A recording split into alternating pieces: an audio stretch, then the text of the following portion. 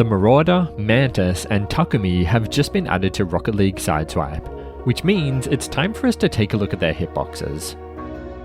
This will just be a super quick video looking at all three hitboxes and comparing them to some other cars in the game, so let's just get right to it. Here's what the hitboxes look like on the Marauder, Mantis, and Takumi. As you can see, the Marauder and Takumi are both extremely good, so let's go through those two first. Starting with the top, the gap between the roof of the car and the top of the hitbox on the Marauder is exceptionally good. On the Takumi, it's average. Not great, but not terrible either. And this means that dribbling on both cars is totally fine. The ball stays really close to the car and doesn't float high above it or clip through it, unlike with some other cars in the game, like the Werewolf where the ball floats high above it, and the Merc where it clips through it. The front of both cars is also extremely good. The hitbox almost perfectly lines up with the front of both of them. Maybe not as good as the Scarab, but pretty close. And much better than some other cars like the Dominus, Werewolf, and Diestro, which have these huge pieces sticking out here. This means that air dribbling feels good on both the cars because the ball sits right on the nose of the car, rather than clipping through it like on the Dominus.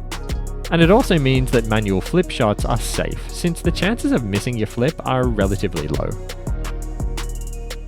And the backs of both cars are also really good, although probably the worst area for both of them. However, this is comparable to the back of the Octane, which is arguably the best hitbox in the game, so not a problem at all. And it means that manual flips are again really safe, unlike on a car like the Diestro, which is absolutely horrible at the back, and means that missing manual flips is a real possibility. And speaking of cars that are horrible at the back, enter the Mantis. The back on this car is just ridiculous. I mean, look at this. Half the car doesn't even exist. And no, this is not quicksand, it's just regular sideswipe grass or whatever. So yeah, suffice to say that the back on the Mantis is awful, and the top isn't too great either, resembling the #1 worst car at the top, the Werewolf. The only saving grace on this car is the front, which is damn near perfect, right up there with Mr. Scarab himself.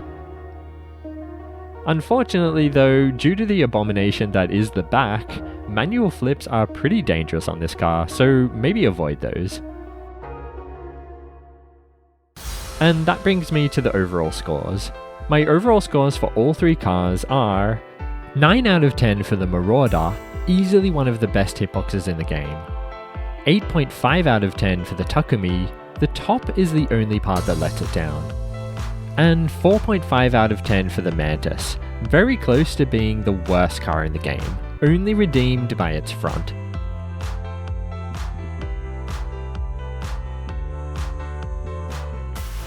And finally, here's a look at all of the hitboxes on every single playable car currently in the game.